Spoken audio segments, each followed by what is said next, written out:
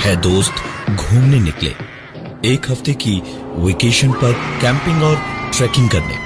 शहर और बस्ती से काफी दूर निकल आए थे सब। मोबाइल के नेटवर्क किसी के फोन में नहीं आ रहे थे, ना मैप चल रहा था और ना जीपीएस का कुछ अता पता था। पहाड़ के बाद जाकर अब जंगल के रास्ते भी सुनसान हो चुके थे। अंधेरा भी थोड़ी देर में हो जाना था कि जब रास्ते के मोड़ पर एक बोर्ड पर चिपकाया हुआ मैप दिखाई दिया। 2 मिनट को गाड़ी रोककर वो मैप उस बोर्ड से निकालकर उन्होंने अपनी गाड़ी आगे बढ़ाई और पीछे बैठी 2 लड़कियां जब मैप पे रास्ता ढूंढने की कोशिश कर रही थी, तब अचानक ड्राइव करते हुए समीर के पास बैठा जतिन चिल्लाया, अबे पागल हो गया क्या? गाड़ी ऐसे क्यों रोकी तूने? समीर बेहद हैरान सा गाड़ी की स्टीयरिंग को देखता हुआ ब्रेक्स और एक्सीलरेटर पे पैर मारते और चाबी घुमाकर गाड़ी स्टार्ट करने की कोशिश करते हुए बोला, यार ब्रेक नहीं मारी मैंने, पता नहीं शायद कुछ गड़बड़ है, दोबारा स्टार्ट करके देखता हूं। लेकिन कई कोशिशों के बावजूद गाड़ी स्टार्ट नहीं हुई और जतिन ने फिर से कहा, समीर तेरा हर बार का नाटक है, कहां कहां से खटारा गाड़ियां जुगाड़ करता है तू।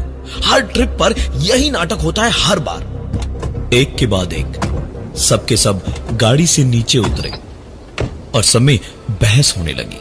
समीर खड़े खड़े सबको समझा रहा था कि जब अचानक सब लोग अगर कार के बाहर खड़े थे तो फिर ये हॉर्न कैसे बजा। यही सोचकर समीर तुरंत कार की ओर दौड़ा और अपनी सीट की खिड़की से झांक कर देखा तो पाया कि स्टीयरिंग पे हॉर्न एक ओर से दबा हुआ था। अचानक खाली गाड़ी में वायरिंग की प्रॉब्लम शायद हो सकती है, लेकिन हॉर्न का अपने आप दबना। समीर ने इधर उधर देखा, उसे कोई दिखाई नहीं दिया। उसने जिधर से हॉर्न दबा हुआ था उसके उल्टी तरफ हल्के हाथ से हॉर्न को दबाया तो हॉर्न बंद हो गया। जरूर ढीला हो गया होगा हॉर्न, इसलिए ऐसा हो रहा था। हॉर्न को बंद करके समीर पलटा अपने दोस्तों की ओर और उसने कहा कि अरे सचमुच खटारा है यार, इस बार तो मतलब क्या बताऊं। समीर अपनी बात खत्म भी नहीं कर पाया जब दोबारा से हॉर्न बजने लगा। बाकी सब तो ठीक ही थे, लेकिन समीर ने अपनी आंखों से जो अभी अभी देखा था उसकी वजह से इस वक्त घबराहट हर गुजरते पल के साथ बढ़ते जा रही थी। उसने सबसे कहा कि साथ मिलकर गाड़ी को धक्का मारने में मदद करें। सबने वही किया। गाड़ी को धक्का मारते मारते आगे बढ़ाते रहे। जब 6 दोस्तों में से एक के बाद एक रेखा और सुहानी ने थक कर धक्का मारना बंद कर दिया, लेकिन गाड़ी आराम से आगे बढ़ती रही। बचे हुए 4 लड़कों में से एक के बाद एक 3 लोगों ने भी थक के जरा सा हाथ खींचा, लेकिन फिर भी गाड़ी आराम से अकेले समीर धकेले जा रहा था। जब जतिन ने पीछे से आवाज लगाई, समीर रुक जा, समीर रुक जा। आवाज सुनकर समीर ने रुककर पीछे देखा तो सारे दोस्त वहीं खड़े थे। हैरानी से पलटकर उसने वापस गाड़ी की ओर देखा तो गाड़ी अपने आप उस जंगल में आराम से आगे की ओर चलती जा रही थी। आखिरकार गाड़ी को धक्का देते देते सारे दोस्त उस डाक बंगलों तक पहुंचे जहां उनके जाने की बात थी, लेकिन वहां पहुंचकर सबने पाया कि वो तो पुराना खंडहर था। दीवारें टूटी फूटी, छत कहीं भी नहीं और चारों ओर सांप बिच्छू रेंग रहे थे। गाड़ी किनारे लगा के सबके सब बैठे डाक बंगलों के अंदर ही अपने अपने टेंट्स लगा के और बाहर कैंप फायर जलाकर सब बैठकर मस्ती कर रहे थे जब चारों ओर फैले हुए सूखे पत्तों पर किसी के कदमों की आहट साफ साफ सुनाई देने लगी और वो कदमों की आहट उन सब के पास आकर रुकी और 6 के 6 दोस्तों को एक आवाज साफ सुनाई दी। यहां आकर रहोगे तो कीमत देनी पड़ेगी। यह आवाज सुनते ही सब के सब समझ गए थे कि कम से कम इस डाक बंगलों के अंदर तो नहीं रुकना है। सबने तुरंत रात के अंधेरे में अपने अपने टेंट्स डाक बंगलों के बाहर लगवा लिए। लेकिन चाहे कितना कुछ कर लेते, इतनी देर से इतना सब कुछ होने के बाद सुकून तो था ही नहीं। सब लोग काफी देर तक बातें करते हुए जागते रहे और फिर सोने गए। समीर अपने टेंट में अपनी गर्लफ्रेंड सुहानी के साथ था, जतिन की बहन सुहानी।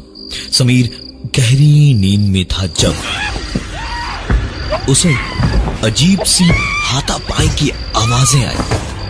वो करवट बदल कर लेट गया, लेकिन समीर के कानों में आती आवाजें अब थोड़ी बदल गई थी।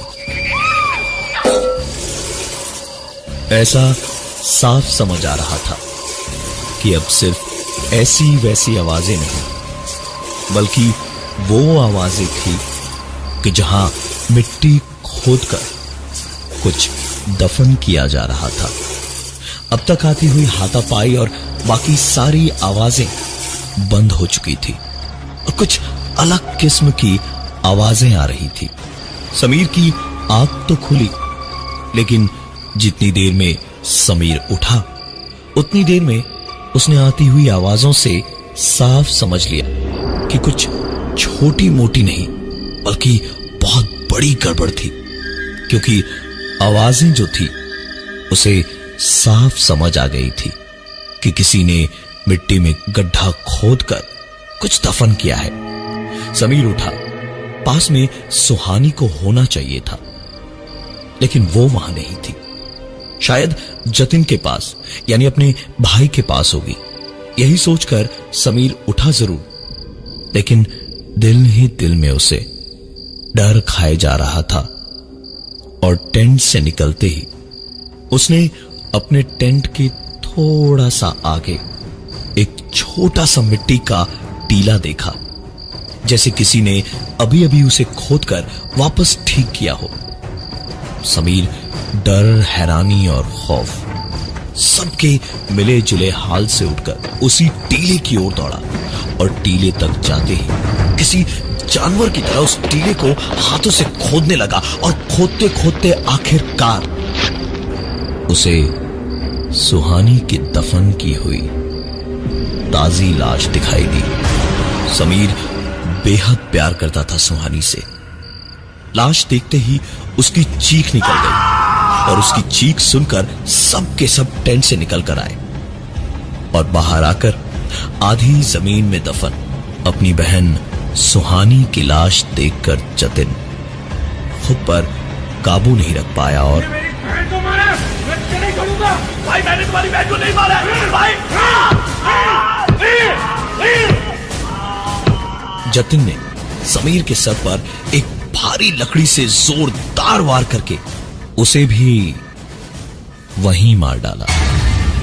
6 दोस्तों में अब सिर्फ 4 बचे थे। जब सर से गर्मी और गुस्सा उतरा तो चारों ओर फैला खून देखकर जतिन को समझ आया कि ये उसने एक पल के गुस्से में क्या कर डाला। बाकी तीनों दोस्तों ने बहुत कोशिश की रोकने की जतिन को, लेकिन जतिन को रोक पाना मुश्किल था। कोई सबूत नहीं था कि समीर ने सुहानी को मारा था और जतिन ने समीर को मारा। इसके गवाह उसके दोस्त तो थे और उस लकड़ी के लट पे उसकी उंगलियों के निशान भी। जतिन ने तुरंत अपने दोस्तों से जितनी हो सके उतनी लकड़ियां बटोर लाने को कहा और आखिरकार लकड़ियों के 2 बड़े बड़े गट्ठर बना के समीर और सुहानी दोनों की लाशें उस पर डालकर जतिन ने उनकी लाशें जला दी। लाशें जल जाए इसके बाद वो वहां से निकले। इस इंतजार में खड़े ही थे सब लोग जब अचानक से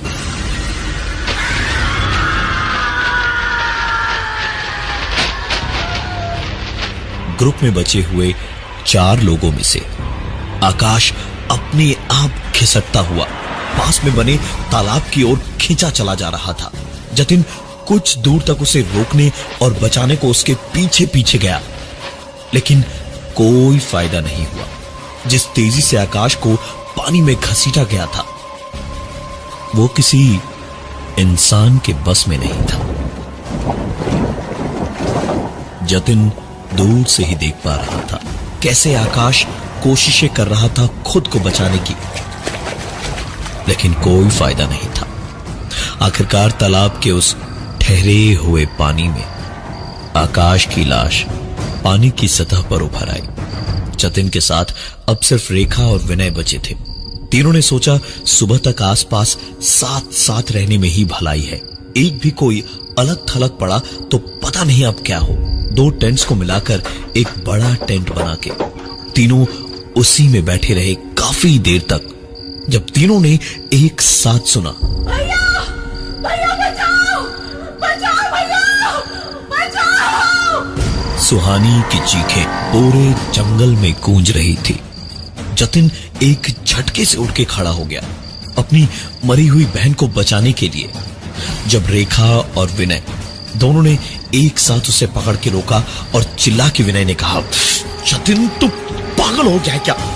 सुहानी मर चुकी है। अभी अभी तूने खुद अपने हाथों से उसे जलाया था। खुद को संभाल, बाहर निकलेगा तो तू बचेगा नहीं भाई, तू बचेगा नहीं।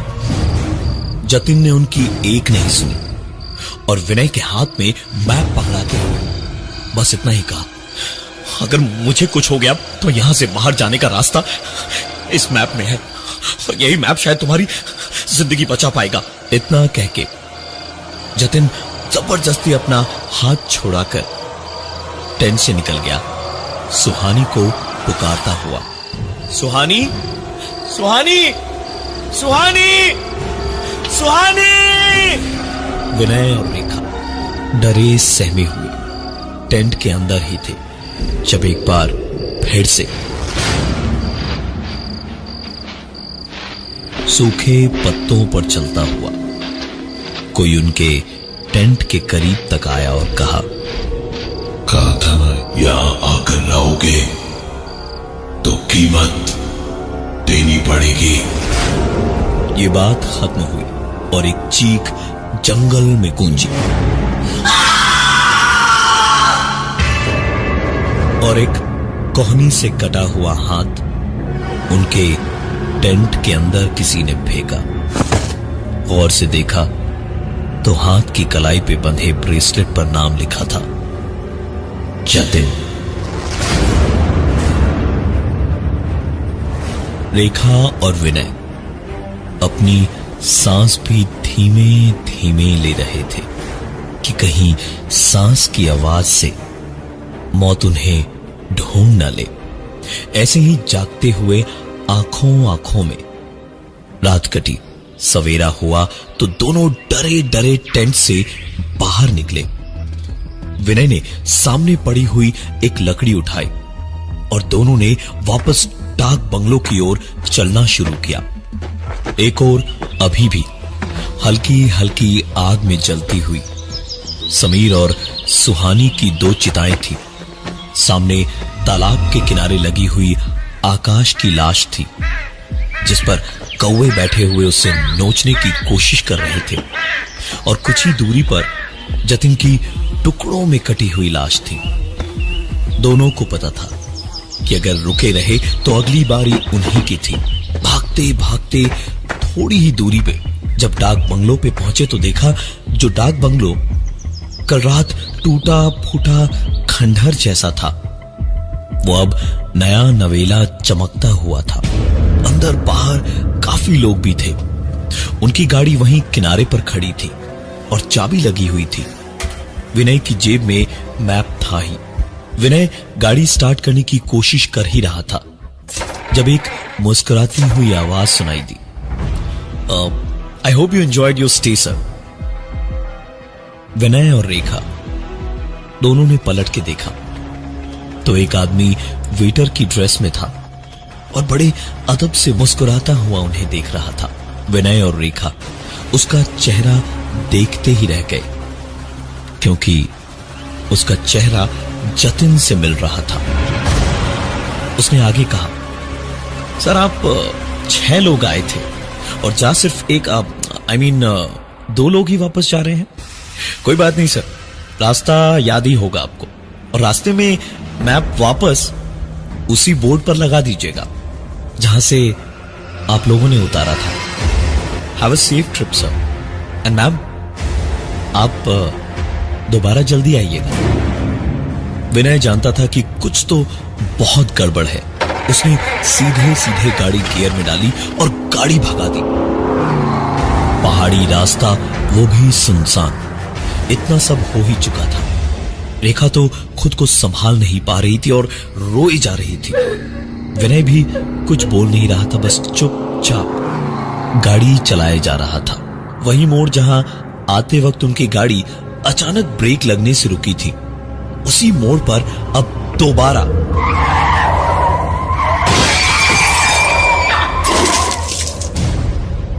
अचानक से ब्रेक्स लगी और झटके की वजह से रेखा सामने विंड स्क्रीन को तोड़ती हुई कार के सामने जा गिरी और गाड़ी भी रुकने से पहले रेखा को कुचल चुकी थी।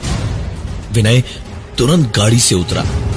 उसने रेखा को देखा। आसपास तो क्या, दूर दूर तक कोई नहीं था। विनय ने लाश वापस गाड़ी में नहीं रखी, बस वहां से तुरंत निकल पड़ा। थोड़ा आगे जाने पर उसे वही बोर्ड दिखाई दिया। उसने मैप पर तुरंत बोर्ड को लगाया और गाड़ी स्टार्ट करके अपने घर को निकल पड़ा।